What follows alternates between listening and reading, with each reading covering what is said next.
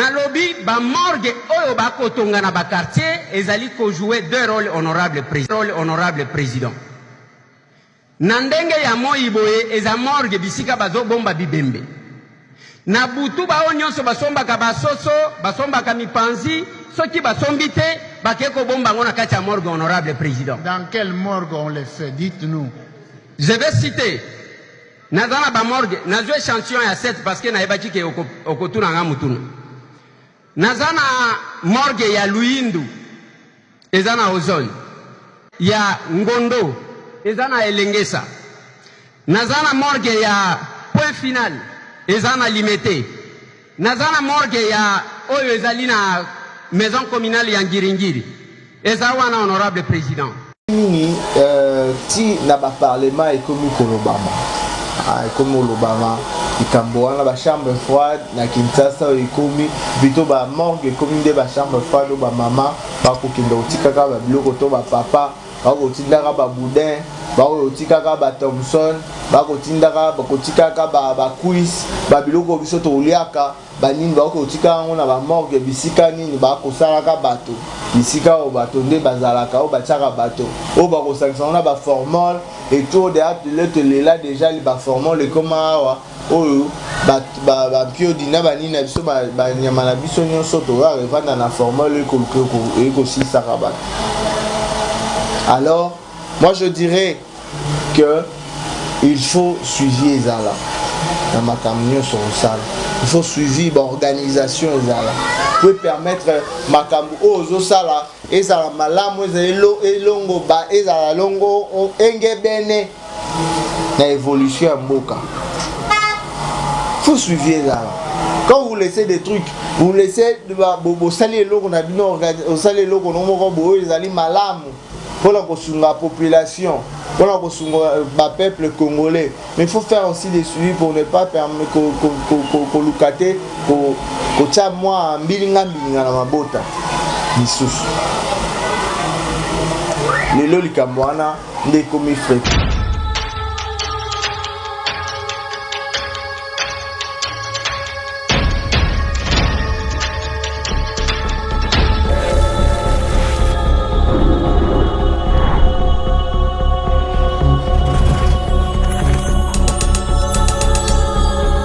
Dans le monde, vous nous suivez. Merci beaucoup pour votre réelle attention, surtout dans EHP Media. Abonnez-vous, restez toujours branchés et vous ne serez jamais déçus parce que nous serons là toujours pour vous apporter des nouveautés. RG qui est l'homme du cœur, autrement dit Georges Rémy de Tintin, ensemble avec Blaise Mavungu, aussi sans oublier Dédé Miongo, sans oublier aussi Charlie Kanga. Je pense à Maman GH, Papa Mani, merci beaucoup pour votre amour, pour votre amour et votre confiance. Merci beaucoup. Je vous aime aussi tant. Ça, c'est ma famille. Alors, on est ensemble, il n'y a pas de souci. Le Torobet à l'Isolo, il y a Makambo, il y a Poto. Makambo, parce que la fois passée, dans Makambo Poto, c'est-à-dire, bateau base, na Poto, bakoluka ko investir na bamboka. Lokola bamboka na biso Kinshasa bakoluka ko investir eza na ba moyen ebele ba msuba pour ça la ba low cost nde ba bango na anglais eza ba low cost mais biso to benga ngona lingala po biso ba congolais to congolizaka langue Nande toyoki biso tobeta ngona nde msuneti na yokaki cheval qui guide njoka biso tozwa to komsango cheval kiji njoka yaki cheval qui guide comme by low cost et comment lokola bi low cost c'est ça donc biso to nga un peu to pesango to pesa sens na langue na biso. Merci beaucoup Batuana. Bon la bango ezali pour investir na mboka na ba moyen ebele na baki lokola bilokos ba msusu na ba na kosomba kosala kotonga bandaku kosala ba logement et tout plein de trucs et tout. Merci beaucoup parce que baza na idée ya koluka ko investir na mboka na maelo boke kozwa libanda ba ya kotia yango awa. Alors ces gens-là souffrent souvent na bato parce que sujet à moulai na okoma siko place penza maman na likambo ezali likambo ba chambre froide nani ba benga ngo nini ba morgue et comment ba chambre froide mingi eza ba morgue ya bato nini ya bato bala na poto ba créer biloko na bango na Kinshasa eloko yango nde comme biso ba chambre froide na kopesa bino ba image oyo bato balakisi nini plutôt ba konzi ba lobeli yango babi na ba quartier ba morgue comme na ba quartier et comme ba chambre froide pe ba mama ki da ko bomba biloko na bango ya wenze Rosamond. Mais nous allons d'abord commencer pour vous parler sur la confiance de personnes là qui viennent investir dans Kinshasa. C'est une très bonne idée. Une très bonne idée pour des personnes là. Oh, avant na mikili ya poto. Alors oui non, nazonga na mboka na ngai. Tonatinda mboka mbongo na mboka na ngai po nini bato wana basa nini nasana investir na mboka po ekotela na mbongo ekotela pe mboka mbongo parce que ba engagera bato oyo elongoli bato na pe na chômage. C'est une très bonne chose. Mais bato wana ya poto ba koma na manque ya confiance ya ba congolais et bien ba ndeko na bango. Ndeko yo zaki amutaza na poto. Na avanda na poto. Alobite atonga mwanda kuna ye na Kinshasa abi apesi yo mbongo ndeko na ye alobi mwana pesa mutu mususu ya libande ezate na pesa ndeko to botenge makila moko papa moko mama moko na pesa ye mbongo pona tinda kabilo na ngai pa na epo nini atongela ngai isika okomona kaka mutu wana ba pese ba responsabilité asala ke loko te za ba parents za la banini basala na bango lote ba créer le côté moutoye qui t'a ça ba hôtel anda kuneza inachevé tant mususu ba faire na ye et baby moko nyoso bongi ce qui peut ça là asala makamwana nyoso et salamité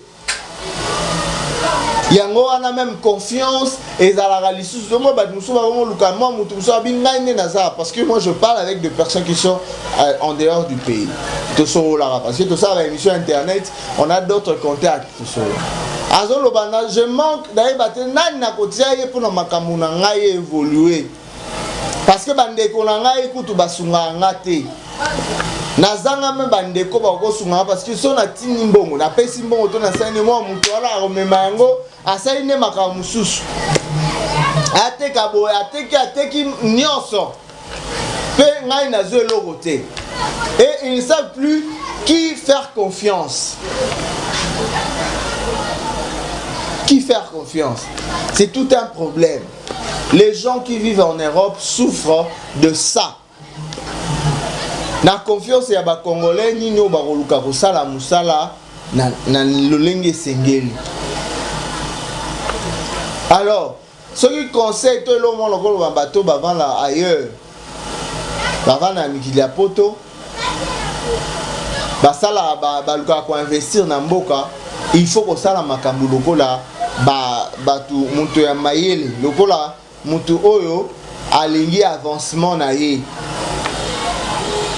Même dans la famille, quand vous comprenez que c'est une personne qui ne sait pas de t'aider, il faut vouloir l'écarter na makambo etali ba faire na yo olongoli ndeko na yo te. Olongoli ndeko na yo te, mais écarter ye o épargner ye na makambo etali makambo na yo ya mosolo to makambo ya mbongo. Pour ko éviter tiraillement na famille. Ça va vous aider. Ote mutu o ya bongi to akoki. Nena musala rosa ke avancement no salam. So que zaka rolanda te famille, ote zanini, ote telle personne, ote nini. Quel que soit ma remunion sur ba loba, ça ne va pas vous aider. Ça va vous faillir. Okwe yande lisusu, orozanga eloko akosala parce que ba poto ba mikili ya poto za rango ba mboka moko boye. Oyo mutake abundi bundi. Par exemple les ebele. Batumsu azaravana la pota des années. Mais à comme il faible à qui pour sa zonga Congo. To Kinshasa tombo kanina au Koken. Là maintenant besoin de rentrer au pays. Entrons au pays, au moins on appelle Mikolombane, ça les belete atiki biso. Pour les latiques, même ma belle nous ont réclamé, ma belle et Sengiazon à ma belle. Alors, quand tu seras fatigué, tu veux rentrer dans ton pays, qu'est-ce qu'il faudra faire?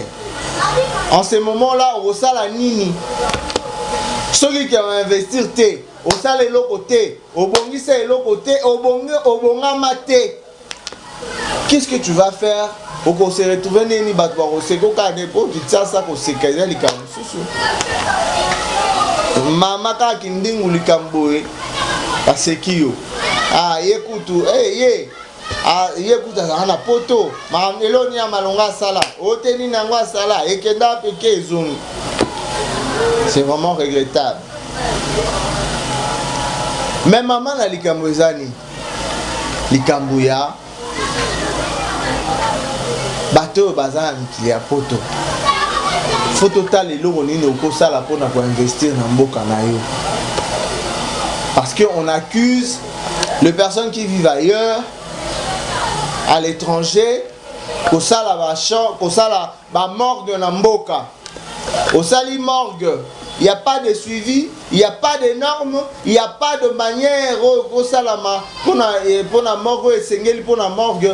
Yo mutu po utaki poto to va la poto oyebi ba norme o salama. Bon, normalement, yo po sala ki musala na yo qui peut-être tiki ba ordre na mboka, mais ba suivi loko ezate ba vraiment ba chambre froide na chambre plutôt ba morgue comme chambre froide o ba bazo kende kozwa ko chaka biloko kuna na chambre froide. Kuna na morgue bisika obibembe kozala esika ata kutu mbisi ya kopola bisika mbisi ya kopola ezali bakokate kosangisa ngo na mbisi eza malamu parce que kobebisa yango. On va suivre l'extrait puis nous retrouver tout juste après pour la continuité de cette émission.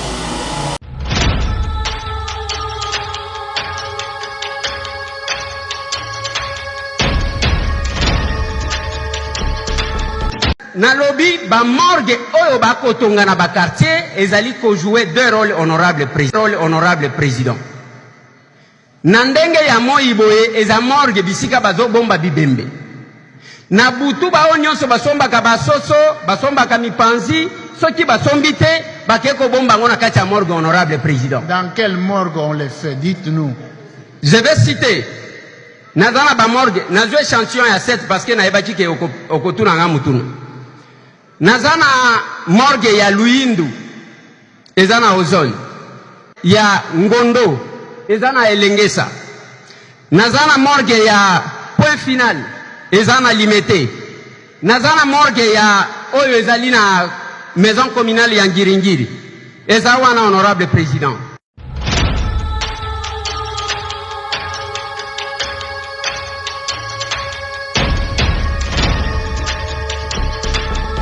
Merci au moni ndenge ti na ba parlement et comme Kolobama.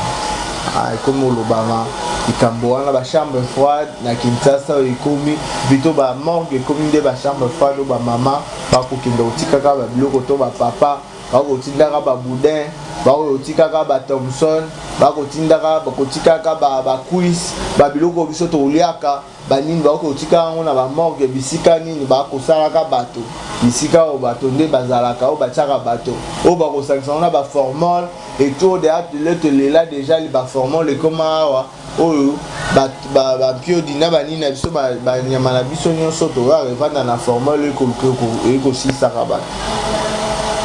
Alors moi je dirais que il faut suivre les ala dans ma camion sur le salle. Il faut suivre l'organisation pour permettre makambu ozo sala ezala malamu elongo ba ezala longo engebene na évolution ya mboka. Faut suivre ça.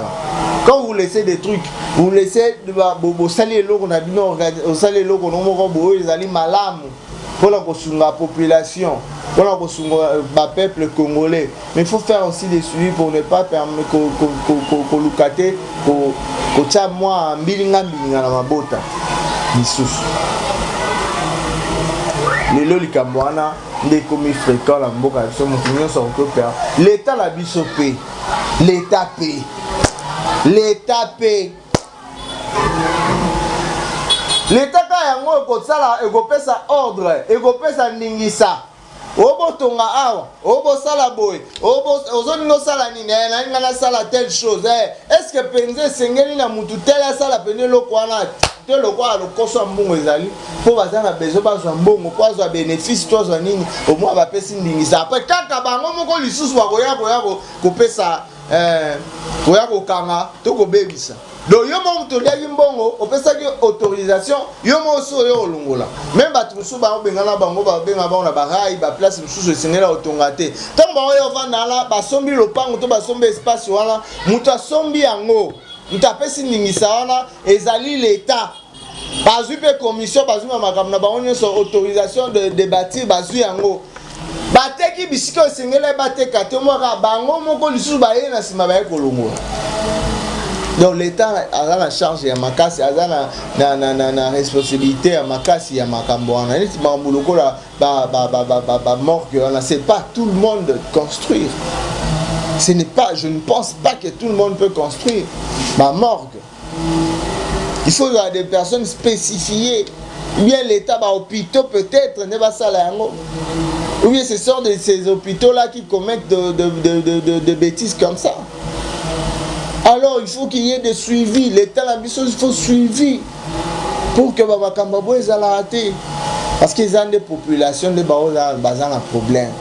Des populations qui ont subi Baba Kambabo. Merci, c'est tout ce que nous avons voulu vous parler concernant la mort comme une chambre froide et tout. Et puis je vais essayer d'épingler le Kambabo à confiance. Il y a des Congolais, il faut que vous ayez confiance. Il faut que Luka kopesa moto asali malamu oazo luka investir ala na moyen ya kopesa confiance na makambo yozosala azosala aluka investir aluka tonga aluka sa musane mobo na mboka na mboka kotonga to kosala nini yo il faut zala moto malamu pona kosunga liboto te paza ya na yo to paza nani il faut lia il faut bebisa lobi siko eloko ekobongisa yo moko kobebisa mosusu. Merci beaucoup. C'était là avec celui qu'on appelle Dédé Miongo. Miongo Yaba Dédé, Christine Sikou. Salutations à toi, Yambiji. Mikolo, non, pour Kate. Non, pour Kate, Yambiji. Et puis avec après retour, aïe, Yindi Balamoko. Et puis son papa nani, Aromika, Misuka Paipa, Ibuata, maman qui est à tes photos. Maman, ça est à tes photos. Pas ni Merci beaucoup de Blaise Mabou, merci à Charlie Kanga, merci aussi la maman des mamans, maman GH, merci aussi na papa Mani, merci vraiment d'avoir abonné Nyonso, merci aussi d'avoir pour s'abonner pour un avancement. Il y a chaîne Oyo EHP Media, on est ensemble, il n'y a pas de souci. Bon, Zambé Zalia, ils sont pour ça pour notre population, Nyonso va de partout. Ngalaza RG qui est l'homme du cœur, autrement dit Georges Emile Tintin.